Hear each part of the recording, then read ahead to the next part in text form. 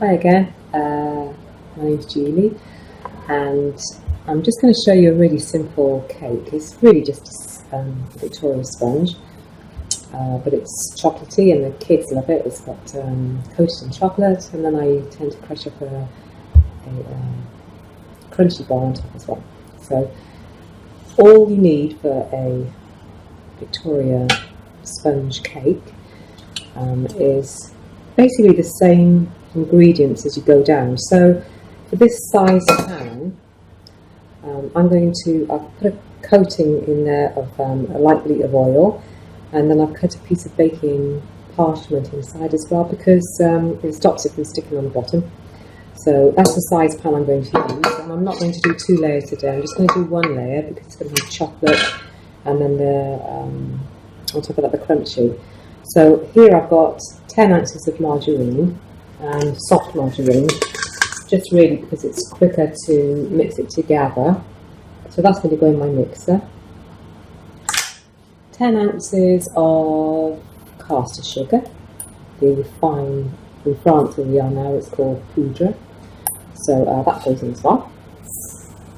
Now what I need to do is I can make a bit of noise really, and I'm going to whisk that up very, very light so that the colour of the margarine starts to change from the colour it is at the moment to a much paler, softer looking product. So I'll show you inside the pan as well when that's done. It'll be a bit noisy, I'm afraid. I'm just going to put down the mixer. I'm going to start slow first, otherwise what happens is all the sugar comes out and you then get the bright mess everywhere, which I've done before. I'm going to add egg to this as well. So for 10 ounces of flour, you're going to need 5 eggs. So it's half the eggs to the flour basically. I have seen people who weigh it, but I've never done that myself. I've just taken it as it is. So pop 5 eggs into a bowl, because what you want to do is to add these slowly to the mixture. And in between, I find if you see it starting to curdle a little bit because of the egg in there, just add a little bit of the flour. I need 10 ounces of flour, or what I've done today because I want chocolate. I've put in about 8-9 ounces of flour, and the rest I've made it with chocolate powder. Not drinking chocolate, use the cocoa powder, otherwise it'll be far too sweet and you won't get the chocolatey flavour on top either. So I'm going to put 5, that's 4, 1 more into the pot. I can see now it's starting to pull together, so I'm just going to whisk that a little bit higher, so I need to turn that up a little bit. Here we go. Sorry, it's a bit noisy. And I'm just going to whisk all the eggs together now so it's very soft.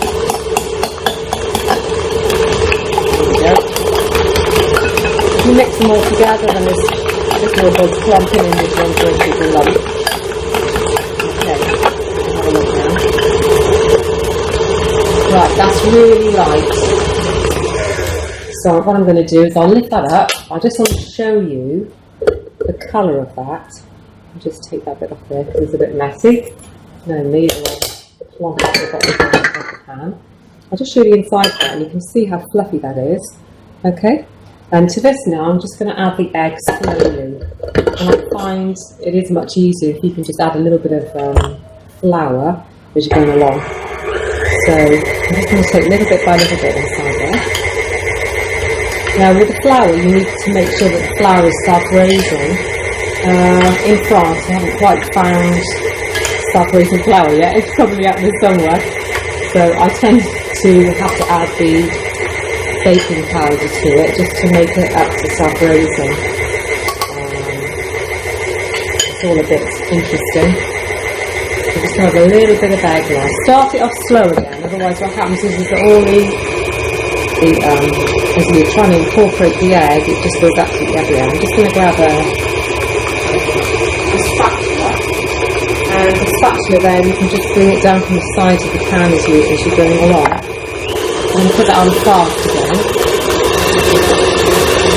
I've got the oven on already as well. It's still a gas 4, I'm using a fan oven. It's about 180 for my fan oven. There we go.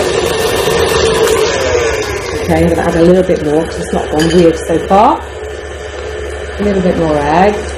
There we go. It's incorporating quite well today. Sometimes I've had, I don't know, days where it starts to get a bit sort of separating, and then you have to add a little bit of flour to go along. I'm just going to whisk that up a little bit more as well.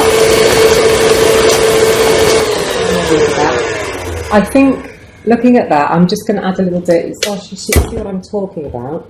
I'm just going to add a little bit of flour to that because I think it needs it. You can do an all-in-one method where you add everything together and then you whisk it together, but I've never found that it sort of is quite as fluffy as the other one. Can you see how it's just starting to sort of turn a little bit and you get these sort of little slightly separations? It's going to be fine. I just need to add a little flour to that to stop it from doing it. So I'm going to add a little bit of my flour and my cocoa together and then stick that in just a little bit. I've never really had a problem with making a Victoria sandwich. I know some people, some of my friends have said that when they do it, it ends up too flat, and I think it may be where they're not incorporating enough air, and maybe they haven't sifted the flour and the cocoa together either, because that obviously is incorporating air into your product before you even start mixing. Just let it out. Sorry about the noise, it's a bit loud.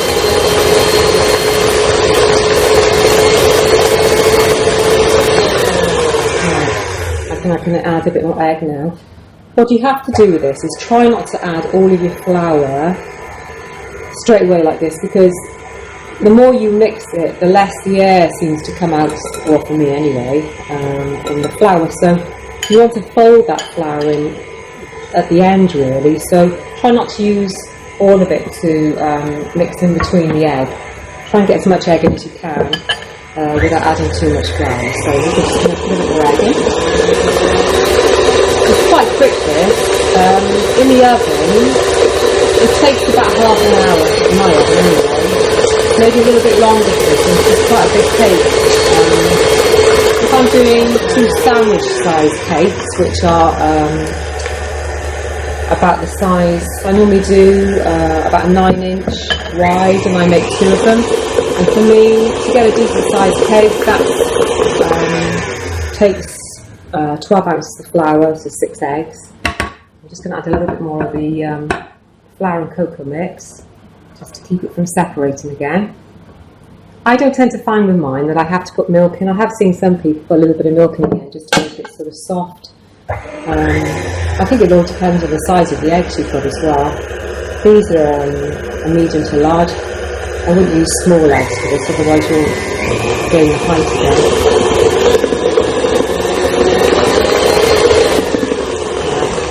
Nearly there, as you can see I've only got a little bit of egg left, so I'm just going to keep going. And I'm just going to pop the rest of that in actually. Let me see. Just scoop the last bit in. I love this mixer, it was a present years ago and it's been a faithful boyfriend really. And it's a KitchenAid artisan. I just absolutely love it. And you can do it with a hand whisk as well.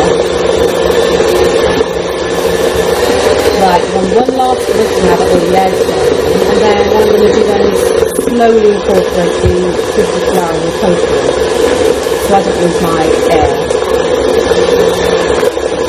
Right, here we go. I'm just going to pop the rest of the flour in now. I think I'm probably going to lift it up actually, the top up, because if I don't do that, let me turn around so you can see what I'm doing. I've got a mixer here. I'm just going to pop that into the mixing bowl. And I'm going to let that work its magic on a low speed, just to fold it in. There we go. Now that's just going to incorporate the flour, so just to recuperate on this one, what I've got is, for this size, I've got 10 ounces of margarine, 10 ounces of sugar, caster sugar, 10 ounces of a mixture of flour and cocoa powder for chocolate, and 5 eggs. So we're nearly there now. And depending on your oven, would depend how long it takes to cook. What you want to do really is when you press the cake when it's cooked, it should bounce back up. And I tend to use a skewer in the middle just to make sure that the inside is completely cooked. But you don't want to be opening the door in between, otherwise it'll just get a great big dip in the middle of the cake. So, right, that is pretty much done. So it's not very long actually. Just move those out of the way, and then you can see the difference now. I'm just going to lift that up, scoop off all of the bits and pieces. I remember when I was a kid with my nan, I used to be able to lick the spoon. But nowadays, you get this sort of fear of salmonella and everything else. I mean, kids just don't lick spoons anymore, do they? But I mean, I don't know what the difference was then. Maybe the eggs those days were, I don't know, organic and all the rest of it, I don't know. But rather than take the chance, I don't let my daughter lick the spoon anymore, unfortunately. Otherwise I'd have my husband or my daughter standing there waiting for it. Here we go. I'm just going to scrape off what's on the paddle for the cake to make sure I've got all of it in there. Normally, if I'm doing a double layer, then you have the 2 cake tins ready, and then you're incorporating the once it's all incorporated, then you're adding it sort of evenly between the 2 and trying to smooth the top so you don't get one part cooking faster than the other. So into here now, I'm just going to place the chocolate. Here we go. So this is just the end of it really. I'm just going to incorporate what's around the edges, just very gently so I don't lose all my air. And I've got company today because we've got 3 dogs, and the largest young dog is in the kitchen with me, so excuse it if he starts to bark. He's a bit young and he's not exactly video trained. So here we go. I just want to make sure I've got all of the butter and everything else mixed in with that. Here we go, nearly there. Now you can see how soft and smooth that is. I'm just going to pop that into my tin, my prepared tin. I found the baking paper has just been an absolute godsend, to be honest, because when you pull it out, there's no problem about getting the cake out of the base. Before, when we used to do it with flour and oil, oh gosh, sometimes it would just stick like crazy. Okay, here we go. Nearly all in now. I can smell the chocolate from here. Smell of cooking chocolate. I'll have my husband in here after a piece in a moment. But I'm just going to let this cool once it comes out of the oven, and I'm just going to melt some chocolate over a bain-marie, which I'll show you. I think it's the best way. I know you can do it in the microwave, but I don't use microwaves, so I haven't got one of those in the house to do that with. Here we go. It's so simple, this is, but the amount of times the children have asked me for it. Right, here we go. I'm just going to put the rest of that in there. Just get it all off the spoon. A bit messy. Now I'm just going to smooth this into the pan. I want it to look sort of flat, really, and right to the edges. And I'll show you what it looks like. And then once it's cooked, I'll show you what happens afterwards. Here we go. As you can see, it's gone lighter. The colour of the chocolate changes when the air incorporates it. So you can usually tell when you've done it enough, because it's like a pale chocolatey look until it starts cooking anyway. So there we go. I'm nearly finished. I have washed my hands, I promise. And no, I don't lick them in between. Here we go. Right, I'll just show you what that looks like. Hang on. Okay, here we go. So that's in the pan and it's going to go in the oven. And I'll speak to you soon. Okay, bye. Hi, well I'm back now. I've got the cake out and I've cooled it down. I'll just show you what I'm doing at the moment. And turn it. Here's the cake. I've just melted the chocolate because it's quite a big, wide cake. I put, sorry about the light. It's the sun has started to come through the window. If I turn myself that way. I've melted the chocolate on basically it's a bain-marie, so it's a saucepan with a bit of water in the bottom, Don't let the water touch the bottom of the basin, otherwise it'll let the chocolate catch. And then just slowly heat up the water and the chocolate and let it melt. I just sort of wiggle it a bit with a knife or something, a palette knife.